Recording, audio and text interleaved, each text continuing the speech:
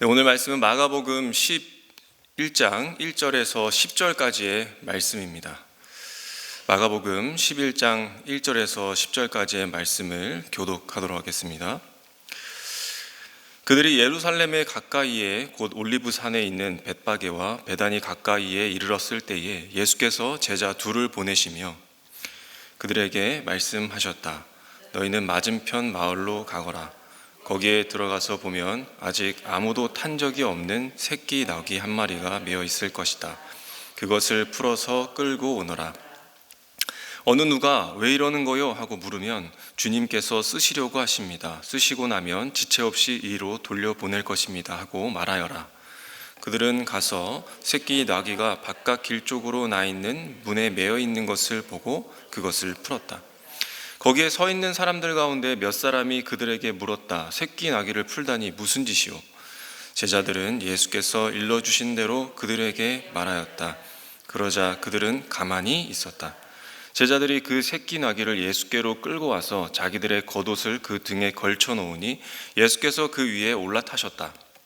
많은 사람이 자기들의 겉옷을 길에다 폈으며 다른 사람들은 들에서 잎 많은 생나무 가지들을 꺾어다가 길에다 깔았다.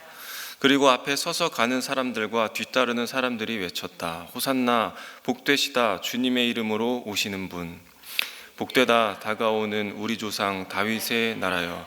더없이 높은 곳에서 호산나. 함께 읽겠습니다. 예수께서 예루살렘에 이르러 들어가셨다. 그는 거기서 모든 것을 둘러보신 뒤에 날이 이미 저물었으므로 12 제자와 함께 베다니로 나가셨다. 아멘.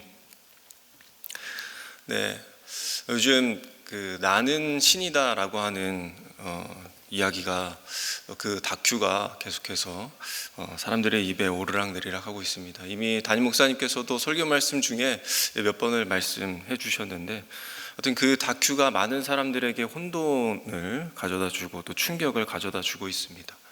근데 이 다큐 안에 있는 그 내용들은 자기를 스스로 메시아라고 칭하는 그 교주의 이야기, 그리고 자기가 모시고 섬겼던 그 교주에게 배신을 당한 사람들이 실제 증언하고 또 그 이야기의 피해를 다루고 있는 내용들입니다. 그 다큐를 본 많은 사람들이 이렇게 얘기하고는 합니다. 왜 저런 말도 안 되는 종교에 빠져드는가?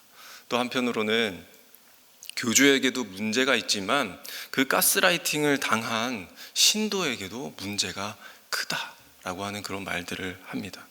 참 이런 우려 깊은 소리와 한탄이 계속해서 새어 나오고 있는 것이죠. 이 시간에는 그들의 민낯을 우리가 낱낱이 파헤쳐보자라고 하는 것은 아니지만 참 그렇게 자칭 신, 스스로를 메시아라고 부르짖는 그 어눌한 교주들을 보면서 또 말씀을 우리가 대할 때에 우리 예수님이 참 더 참된 신이시고 더 부각되어 보이고 또 우리가 설교를 들을 때에 우리 주님은 참 틀림이 없으신 분이시구나 라고 하는 것을 더 강하게 느끼는 것 같습니다. 자기를 신격화하고 또 자기의 누추함을 가리기 위해서 그 화려함을 두르는 그들, 그리고 오늘 말씀처럼 그들과는 달리 말씀에서 나귀를 타고 오시는 그 예수님을 이 마가가 확대하고 있다는 것, 그리고 초라하신 그 모습을 비추는 이 메시지가 오늘 살아가는 우리에게 어떤 교훈을 주실지 오늘 이 말씀을 통해서 그 의미를 새겨보는 시간이 되면 좋겠습니다. 네, 오늘 예수님께서 나귀를 타시고 예루살렘 성으로 입성하게 되셨습니다. 예수님이 그 성에 들어가셨다, 입성하셨다라고 하는 것은 굉장히 큰 의미가 있습니다. 바로 왕으로서 임하셨다, 이 땅 가운데 오셨다, 우리를 통치하시는 분으로 오셨다라고 하는 그 의미가 담겨져 있는 것이죠. 그래서 백성들도 그 종려나무 가지를 막 흔들면서 또 바닥에 자기의 옷을 깔고 그 가지를 깔아서 카페트를 놓고 또 그 위를 예수님이 들여밟고 오시면서 왕으로 행차하시는 그런 모습을 연상케 하는 것이죠. 백성들도 왕으로 오신 예수님으로서 예수님을 찬양했던 것입니다. 그러나 조금 우리가 보기에 의아한 것이 있습니다. 분명히 왕으로서 오셨다면 거기에 어울릴 만한 행색과 거기에 어울릴 만한 퍼포먼스가 있어야 되는데, 오늘 이 말씀에서 나타나시는 예수님의 모습은 다소 어색한 모습이 있었다라고 하는 것이죠. 바로 어린 나귀 새끼를 타고 들어오셨다라고 하는 장면 때문입니다. 우리가 생각하기에 왕이라면 적어도 어떻습니까? 나귀 새끼는 아니라는 것이죠. 적어도 그 근육이 딱 보기에도 튼튼해 보이고 빛깔이 좋고 딱 봐도 혈통이 있는 그런 훌륭한 말, 그런 말을 타고 오시는 게 왕으로서 위엄 있는 그런 모습이 아닐까요? 그 말도 색깔이 너무나도 좋고 또 눈이 부실 정도로 하얀색 말을 타고 와야 저 사람이 왕이구나 라고 하는 것을 한눈에 알 수 있는 것 아니겠습니까? 그런 것들이 이 왕의 위엄을 나타내기도 하고 권세를 나타내기도 하고 대중을 사로잡는 그 카리스마가 뿜어져 나오는 것을 느껴야 되는 것 아닐까요? 그래서 그런지 몰라도 교주들을 우리가 자세히 보면은 항상 백마를 타고 등장하는 모습을 또 보기도 합니다. 또 자기의 초상화에 항상 백마를 그려놓기도 하고요. 제가 그 다큐를 봤을 때에 그들이 예배하러 이렇게 올라오고 등단하기 전에 행차하는 모습을 담아놓는 장면이 있었는데, 큐빅을 아주 정교하게 많이 박아놔서요, 이런 조명이 비치면 반짝반짝 빛이 납니다. 그런 마차를 타고 들어오고요, 자기의 옷을 흰 옷으로 입기도 하고 마이크조차도 반짝반짝 빛나게 그런 화려한 모습으로 들어오는 모습들을 보면서 참 기가 차구나 하는 것을 느끼게 되는 것이죠. 반면 예수님은 어떻습니까? 나귀를 타고 들어오셨습니다. 나귀를 탄 그 모습이 얼마나 재미있었을까요? 나귀를 타본 경험이 있으십니까? 나귀를 탄 그 뒷모습을 보면 엄청 뒤뚱거리기도 하고, 그 작은 나귀보다 큰 사람이 올라가 있는 모습을 보면 참 많이 우습습니다. 그러니까 지금 예수님께서 이 예루살렘에 입성한 모습은 단지 그들에게 정말 웃긴, 재미있는 그런 해프닝으로 끝날 수 있는 충분한 모습이라는 것입니다. 이 예루살렘의 입성은 사실 인류 구원의 이 구속사적 개념으로서 굉장히 큰 의미가 담겨 있는 그런 장면이라고 학자들이 많이 그렇게 분석하고 있습니다. 예수님이 이러한 사실을 모르셨을까요? 정말 이 사실을, 이 중요한 이 기점에 있다라는 것을 우리 예수님께서 아셨다면, 예수님이 조금 이때는 기분을 내셔서 돈도 좀 쓰시고, 그래서 최대한 왕답게, 최대한 이 왕에 걸맞는 그 행차가 최대한 카리스마 있는 모습으로, 정말 딱 봐도 저분이 메시아시구나, 구세주이시구나 알 수 있는 그런 외형으로 오셨다면 좀 좋지 않았을까, 그런 생각을 해보게 됩니다. 그리고 예수님께서 이미 다른 지역에서 수많은 이적을 행하시고 또 하나님의 역사를 나타내셨기 때문에 정말 이 화려한 퍼포먼스 한 번이면 수많은 사람들이 몰려오고 더 각광받고 구원에 이르는 사람들이 많았을 텐데 말이죠. 저만 그렇게 생각하는지 모르겠습니다만, 아무튼 이 제자들의 입장에서도 이 예수님이 나귀를 타고 오시는 이 모습에 불편한 감이 조금 있었을 것 같습니다. 무엇입니까? 단순히 그 왕으로서의 그 품위에 손색이 있다, 그 품격에 문제로 본 것이 아니었다는 말입니다. 그들은 자기들이 믿고 따르고 쫓아갔던 그 목적이 그 어린 나귀를 통해서 완전히 어긋나고 있다는 것을, 그 느낌을 가졌다는 것이죠. 왕으로 오신 예수님이신데 이거는 나귀가 아니라 말을 타야 되시는 것 아닌가? 내가 이 주님을 모시는 일이 이거 괜히 헛다리 짚은 거 아닌가? 내가 이분을 모시고 사는 이 시간들이 낭비되는 것 아닌가? 그렇게 믿고 따랐던 그 자신의 존재가 부정이 될 수 있었던 사건이라고 볼 수 있다는 것입니다.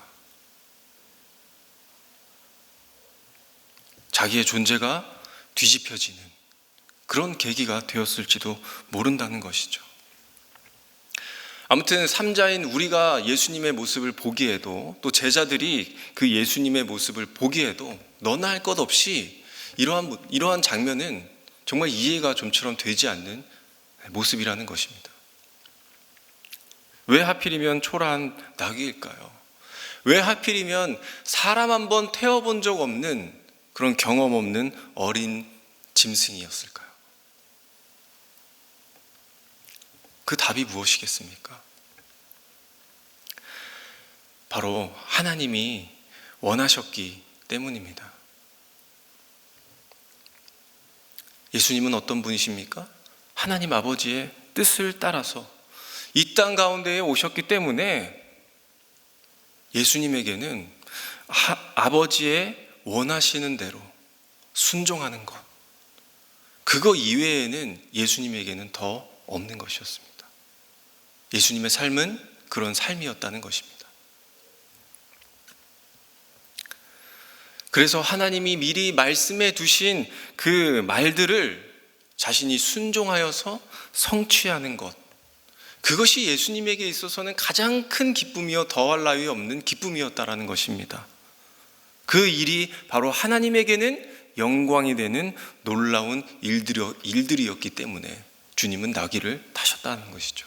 언제 하나님께서 그 말씀을 하셨습니까? 호세아서 9장 9절에 보시면 이렇게 기록되어 있습니다. 우리 함께 읽도록 하겠습니다. 시작. 시온에 따라 크게 기뻐할지어다. 예루살렘에 따라 즐거이 부를지어다. 보라, 내 왕이 내게 임하시나니 그는 공의로우시며 구원을 베푸시며 겸손하여서 나귀를 타시나니 나귀의 작은 것 곧 나귀 새끈. 이 말씀은 스가랴 선지자가 예언했던 말인데 이 예언의 요점은 무엇입니까? 예수님은 겸손의 왕이시다라고 하는 것입니다. 이 말은 달리 말해서 세상의 어떤 왕과는 다르다. 세상의 왕과는 다른 왕이시다. 그분이 바로 예수님이시다라고 하는 것을 선포하는 것이죠. 원래 왕이라는 것은 어떠한 사람입니까? 한 나라를 통치하는 임금이기도 하지만 그 왕의 본연으로 들어가게 됐을 때는 그 의미가 다릅니다. 왕은 자기 마음대로 할 수 있는 것이 왕입니다. 자기가 잘하고 싶으면 잘하죠. 그러나 잘하다가도 내 가운데에 돈의 욕심이 생기거나 다른 마음이 생길 때에는 어떻게 합니까? 자기가 가진 힘을 사용하기도 하고 권세를 사용하기도 하여서 백성들의 피를 빨기도 하고 그것을 착취하기도 하죠.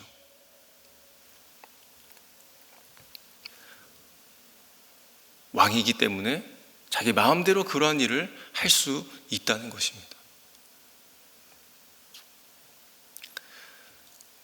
그런데 스가랴가 말하고 있는 그 왕은 그렇지 않다라고 하는 것이죠.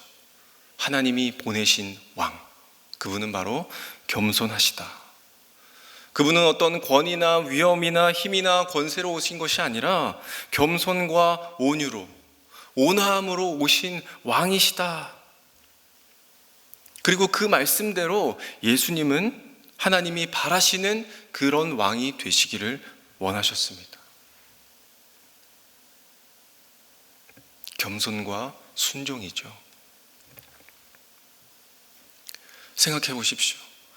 왕임에도 불구하고 내가 충분히 누릴 수 있음에도 불구하고 누리지 못하는 왕. 그런 왕을 하고 싶은 사람이 어디 있겠습니까? 그런데 예수님이 그렇게 하시겠다. 내가 하나님께서 바라시는 그 왕이 되고자 순종하셨던 것입니다.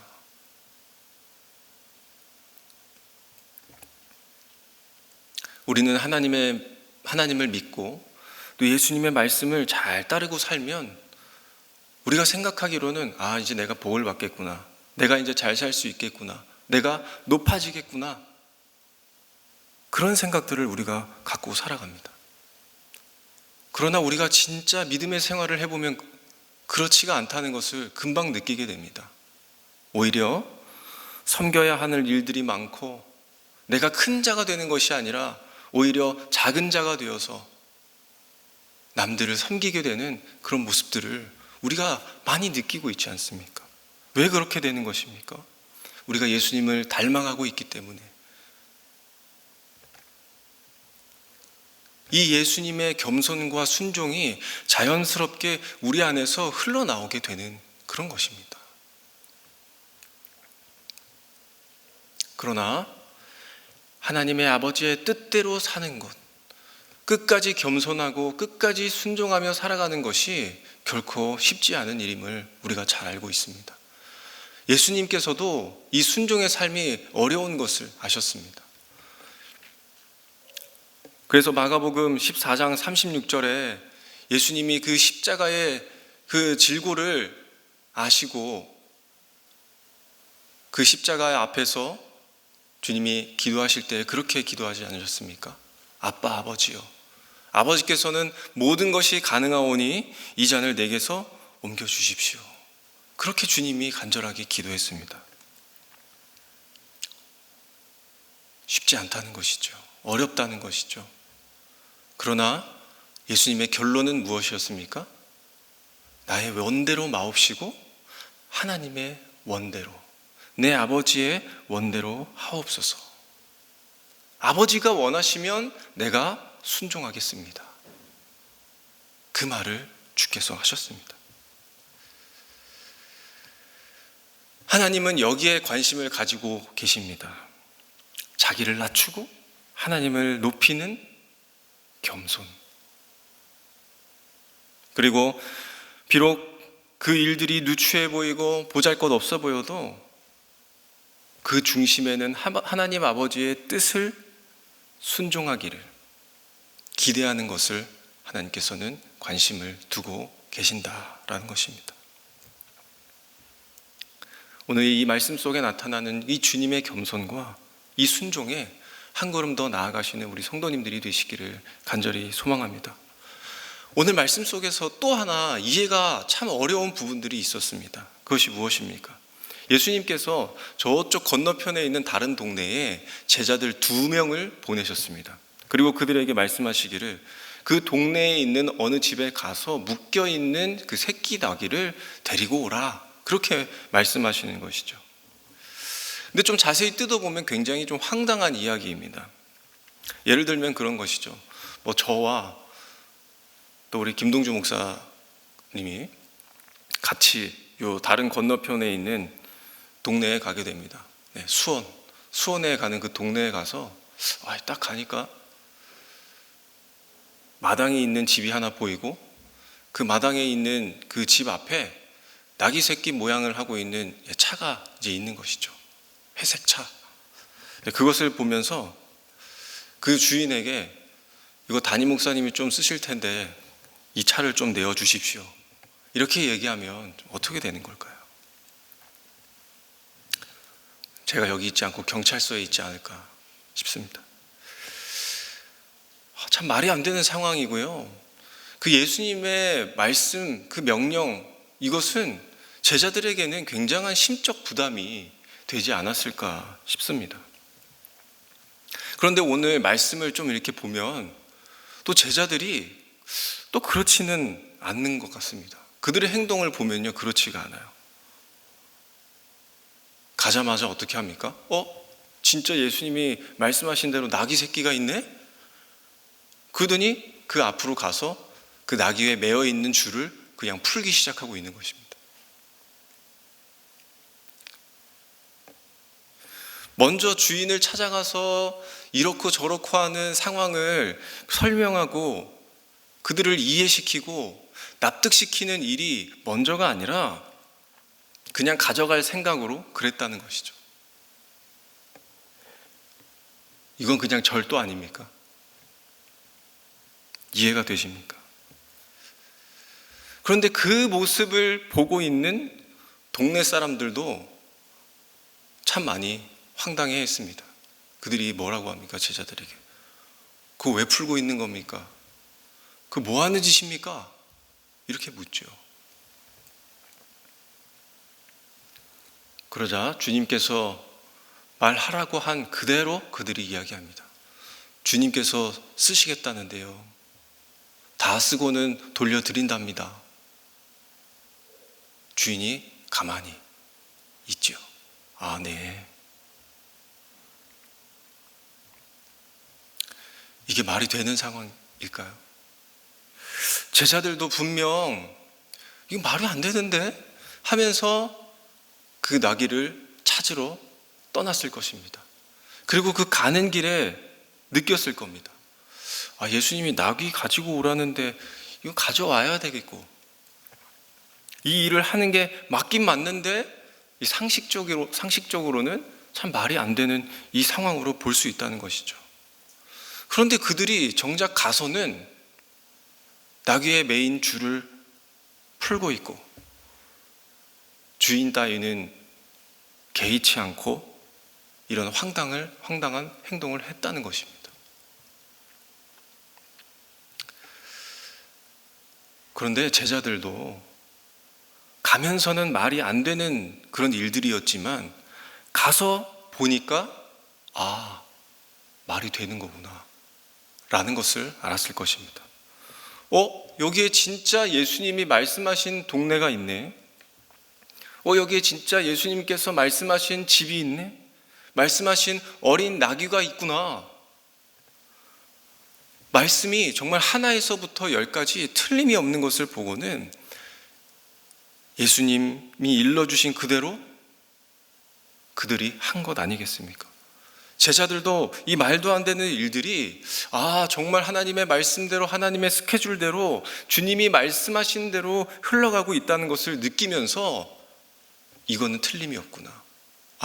이 예수님의 말이 될 수밖에 없구나 하는 것을 분명히 알고 행했던 그런 행동이 아니었을까요? 우리가 이미 보았던 스가랴 그 9장 9절의 말씀처럼 하나님은 2000년 전보다 훨씬 전에 그 말씀을 미리 정해 두셨고 또 그 말씀을 또 정밀하게 자기의 스케줄에 맞춰서 실행해 나가시는 분이라는 사실을 우리에게 말하고 있습니다.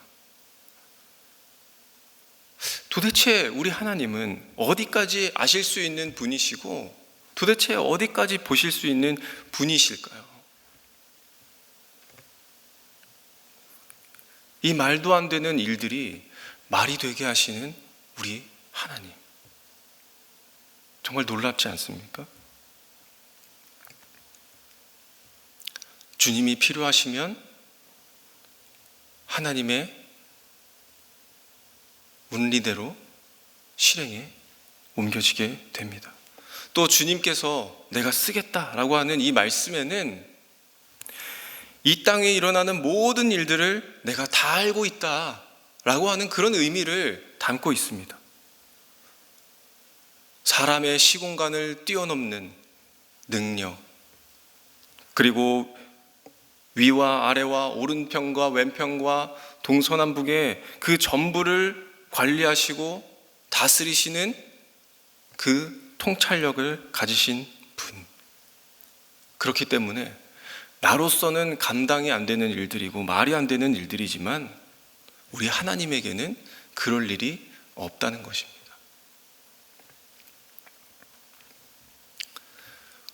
우리 주변에서도 모양은 좀 다르지만 우리 가운데서도 이미 이러한 일들이 많이 일어나고 있다는 것을 우리가 보고 느끼고 있습니다. 이 근래에 선한 울타리 그 사역에 필요한 봉사자들을 모집하고 또 필요한 물품들이 있었습니다. 저는 내심 걱정하는 마음에 이게 자원할 사람들이 많을까? 이 일들이 끝까지 연장되어서 실행이 될 수 있을까? 이 물품들이 들어올까? 걱정하는 마음들로 그런 생각들이 먼저 채워지는 저의 연약함이 있습니다.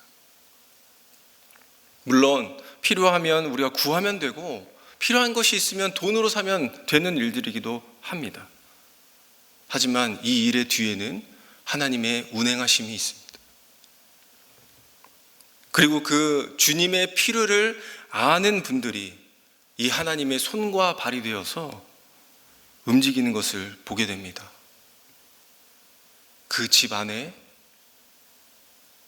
규격에 맞게 짜여진 가구, 내가 그 가구를 만들어서 드리겠다라고 하셨던 분들도 있었고요. 필요한 가전제품과 생활용품들을 아낌없이 내놓으신 분들도 있습니다. 그 안에 있는 물건들은 그냥 물건들이 아니고 그냥 가구가 아닌 것이죠. 하나님 아버지의 뜻에 따라 헌물된 순종의 의미가 담겨 있는 물건들입니다. 이러한 일들이 허다하게 일어나고 있는 것을 우리가 잘 알고 있지 않습니까? 간혹 하나님께서 우리에게 마음을 주셔서 하라고 하시는 일들이 있습니다. 시키시는 일들이 있습니다. 또 반면에 때로는 안 내키는 일들을 억지로 하라고 떠미시는 경우도 있습니다. 그 순간에 우리가 네라고 알겠습니다라고 말하기가 참 어렵습니다. 그거 왜 그런 것입니까?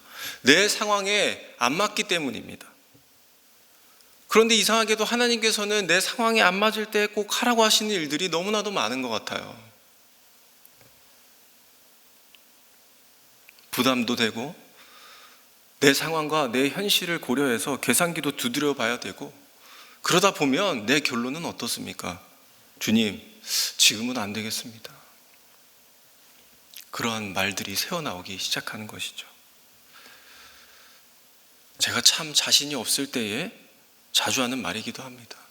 하나님, 저 아직 준비가 안 됐습니다. 할 준비도 안 됐고 갈 준비가 안 돼 있습니다. 그래서 말인데요, 제가 좀 준비해서 나중에 하면 안 될까요? 제가 익히 해봐서 알지만 준비가 잘 안 됩니다. 그렇게 시간을 보내다가 나중에 보면 저 말고 이미 다른 사람이 그 일을 하고 있습니다. 그러면 나중에 저는 아쉬운 소리만 하는 것이죠. 하나님, 제가 하려고 했는데 됐다.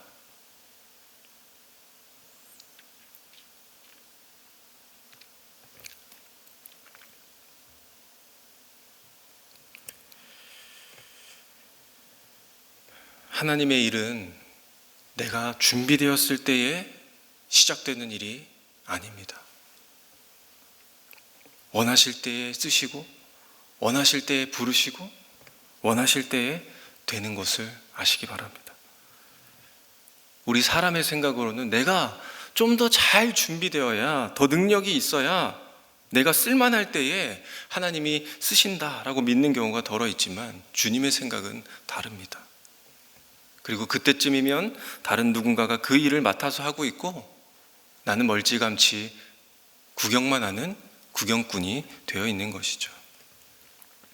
모세는 어떻습니까? 80이 넘어서 하나님이 쓰셨습니다.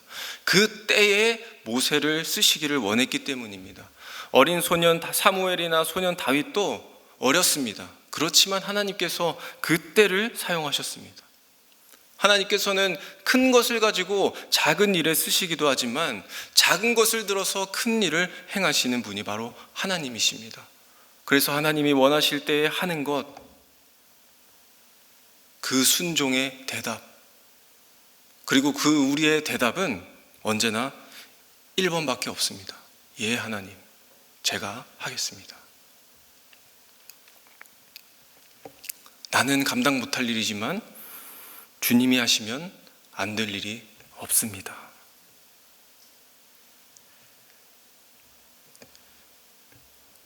성도님들, 주님이 쓰시겠다 하시는 그 주님의 세밀한 음성을 들으시는 우리 성도님들이 되시기를 바랍니다. 내 능력이 부족하거나 내 형편이 안 되는 것을 걱정 마시기를 바랍니다. 하나님이 책임져 주실 것입니다. 전혀 알 바 없이 그냥 주님의 말씀대로 가서 나귀를 풀던 제자들, 그 제자들은 주님의 손과 발이 되어서 나귀가 있어야 할 곳에 자리를 찾아 주었습니다.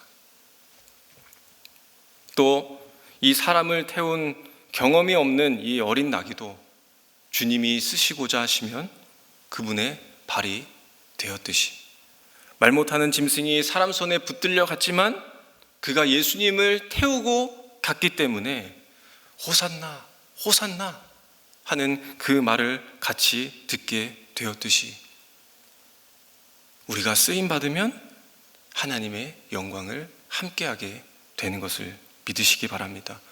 내가 쓰임받고 또 그 하나님의 영광을 함께 받아 누리시는 우리 은혜샘물교회 성도님들이 되시기를 간절히 부탁드립니다. 우리 함께 말씀을 기억하시면서 시간 한번 기도하며 나아가길 소망합니다.